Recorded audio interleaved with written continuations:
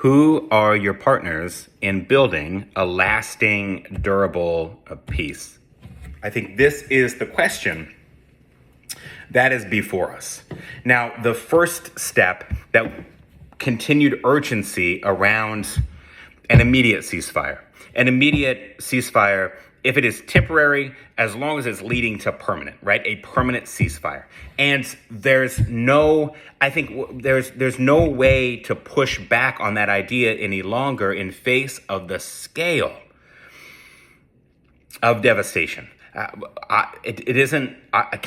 facts on the ground are simply that tens of thousands of lives lost. And this doesn't, the UN numbers, are they identified or unidentified? And the Ministry of Health and like these things. Listen, are we going to nitpick over 30,000 or 40,000? These are human lives, right? On the magnitude of tens of thousands, of which the majority are children. Those are the facts on the ground. And that has to be accepted and internalized and grieved over and used as energy to fuel an immediate and permanent ceasefire.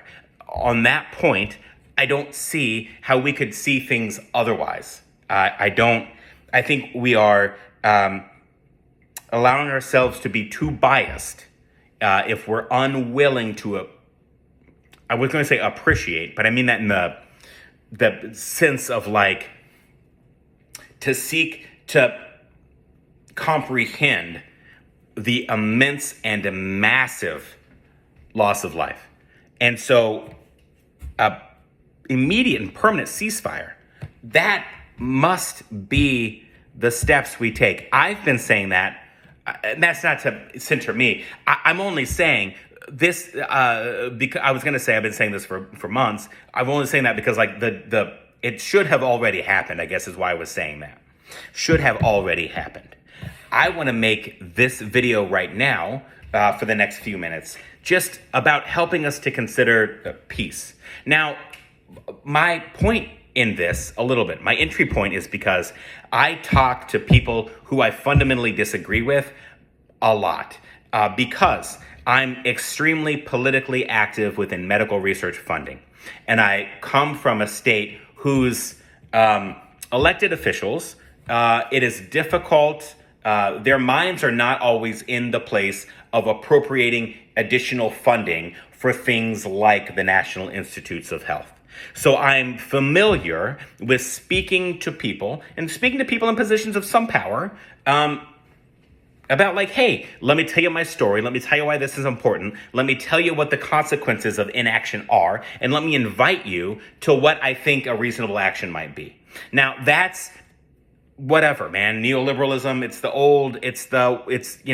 I think it's functional democracy in action, and it's the system we got going for us today. So this video right now isn't about imagining what a different system may look like. It's the system we have today.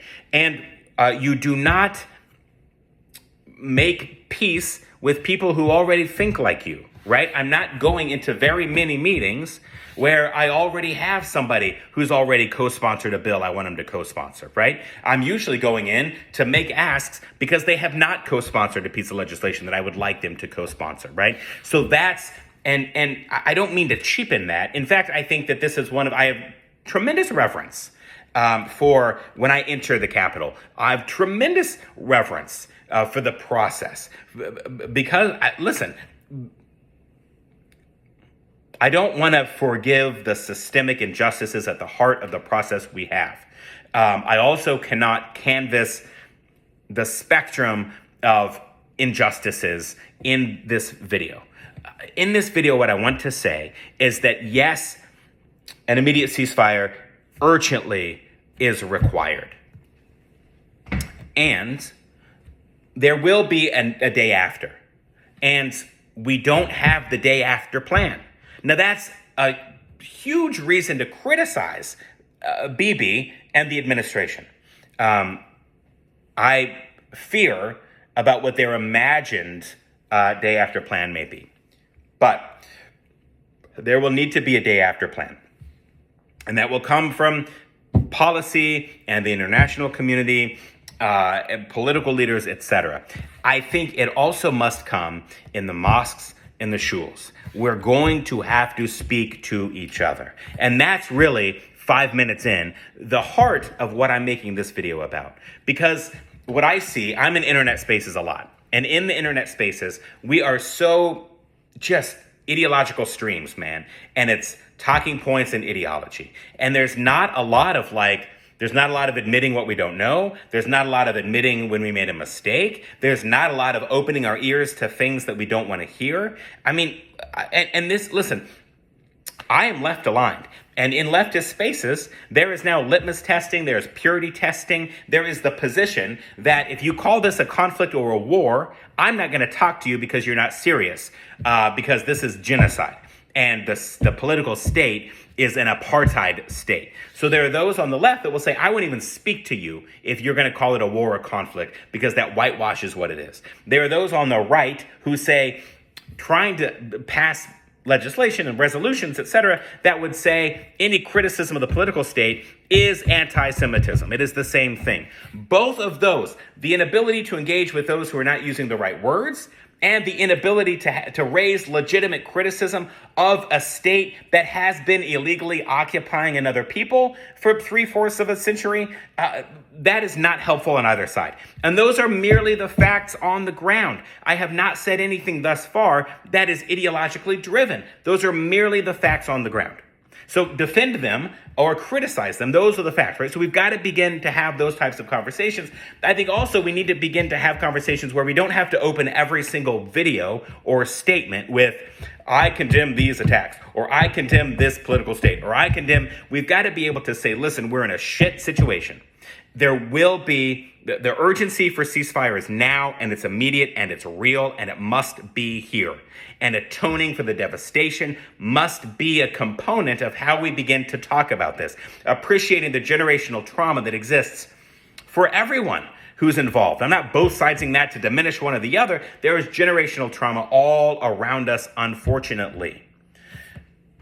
But you don't peace build with those who think like you. You peace build with those who do not think like you. So we've got to be able to talk to people that don't think like us. So we can't say that the word genocide is anti-Semitic. Neither can we say, if you call it a war or a conflict, I won't speak to you, right? Do you see? We've got to be able to begin building bridges. Now, the reality is, many Jews grew up going to day school and then maybe went on a birthright trip, and that's their understanding. So if we call that propaganda and dismiss that out of hand as toxic and dangerous and violent and equate it with fascism, we have to appreciate that was somebody's lived experience, right? They grew up. They didn't know that, right? They grew up and they started going to school and they went on this birthright thing. Now, I hold it's extremely problematic. The militarism and the nationalism that I criticize America for is the same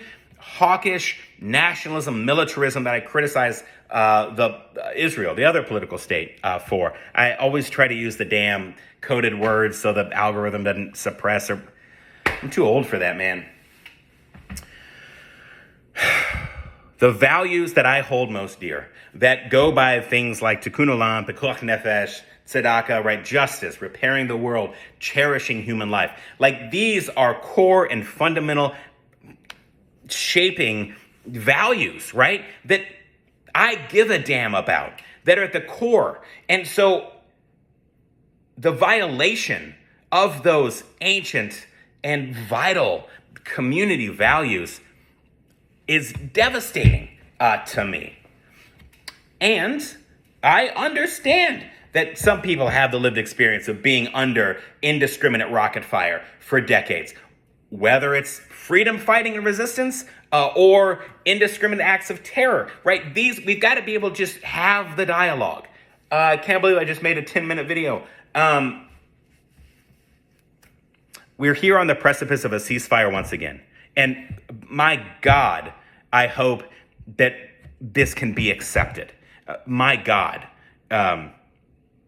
But we've got to begin talking to each other. That's a grassroots local movement of communication and peace building has to accompany any policy, diplomatic and political action.